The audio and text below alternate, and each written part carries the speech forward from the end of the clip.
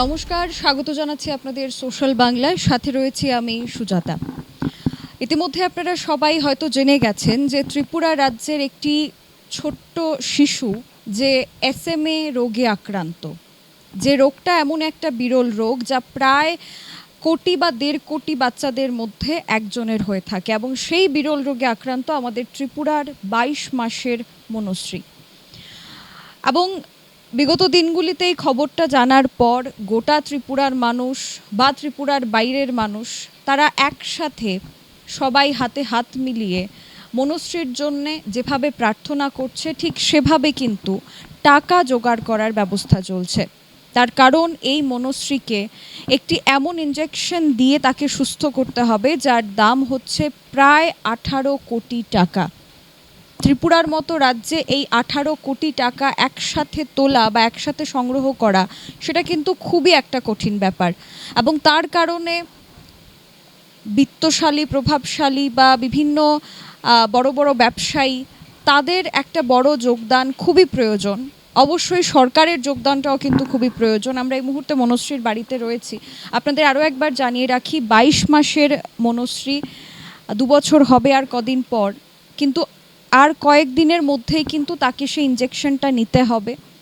এবং এটা যেহেতু একটি স্নায়বিক রোগ, তার কারণে খুব শীঘ্রই এই ইনজেকশনটা নিলে সে ভবিষ্যতে সুস্থ হয়ে উঠতে পারবে। তার মা এখানে রয়েছে, ওনার সাথে একটু কথা বলবো।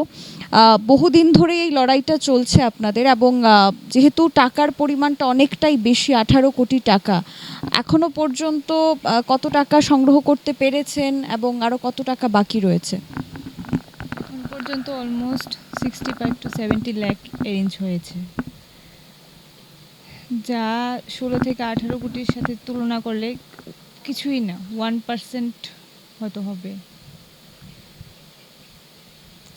এবং মনুশ্রীকে সুস্থ করতে ওর তো ২ বছর হতে আর ২ মাস বাকি আছে, তো কখন বুঝতে পারলেন ওর এই রোগের বিষয়টা? ছোটোবেলায় জন্মের পর সব কিছুই স্বাভাবিক ছিল, অন্য বাচ্চাদের মতোই। তো ওর যখন বয়স ৩-৪ মাস হয়, তখন থেকে ওর পা নাড়াচাড়া করার যে হ্যাবিটটা ছিল, ওইটা রিগ্রেশন হতে শুরু করে। তো এমন করে ৫ মাস ৬ মাস গেল, ওর যে মাইলস্টোনগুলো অ্যাচিভ করার কথা ছিল সেগুলি সে অ্যাচিভ তো করতে পারছিল না, উল্টো রিগ্রেশন বাড়ছিল, ইমপ্রুভমেন্ট জিরো।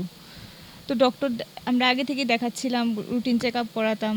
তো ৬-৭ মাস বয়স থেকে ওর বিভিন্ন রকম ব্লাড টেস্ট শুরু হয়, হিমোগ্লোবিন, ভিটামিন ডি, থাইরয়েড থেকে শুরু করে কর্টিসল, লাস্ট অব্দি ডিএনএ টেস্ট পর্যন্ত হয়েছে আগরতলাতে।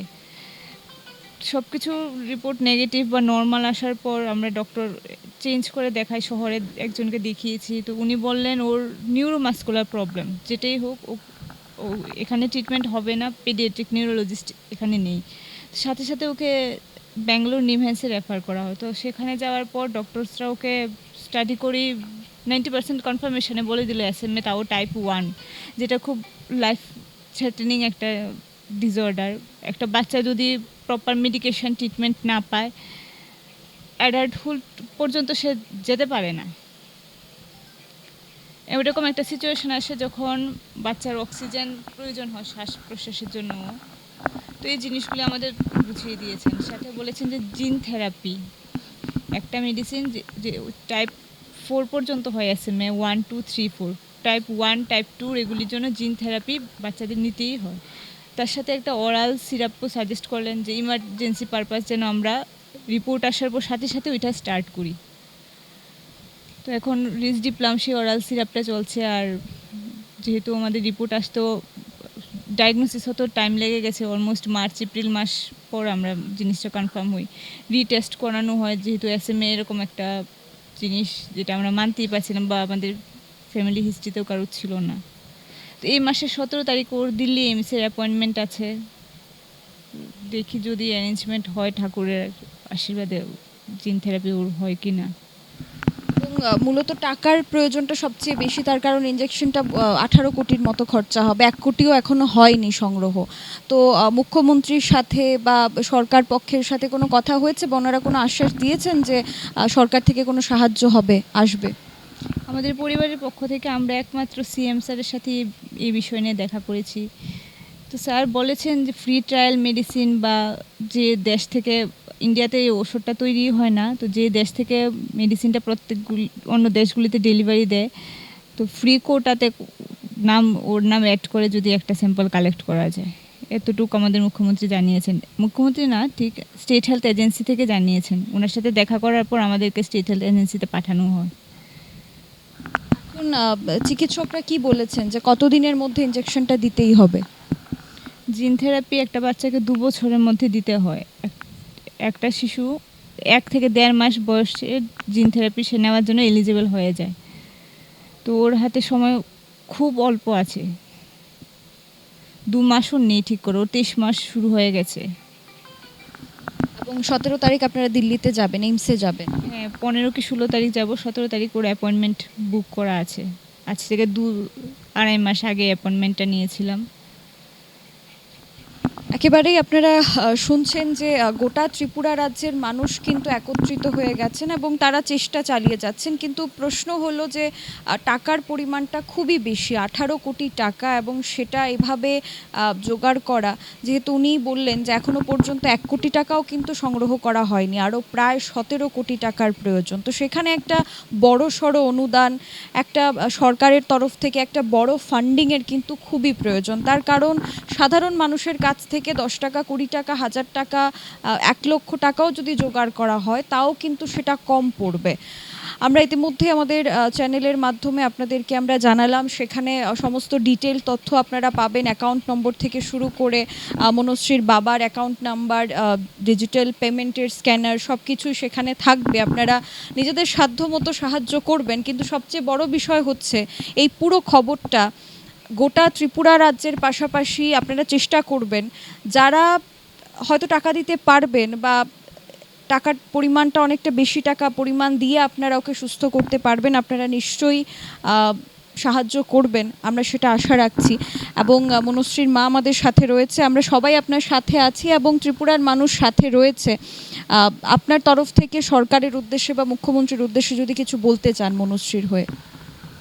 আমি হাত জোর করে একটা জিনিসই শুধু দাবি করি, আমাদের হাতে সময় খুব অল্প। ত্রিপুরাবাসী যেভাবে এগিয়ে এসছেন বা সাড়া দিয়েছেন, এই অল্প সময়ের মধ্যে কি বলবো, ভাষা নেই। আমি শুধু এতটুকুই সরকারের কাছে দাবি করি যেন আমার মেয়ের ওষুধটা পাইয়ে দিতে সাহায্য করে, এতটুকুই বলার আছে।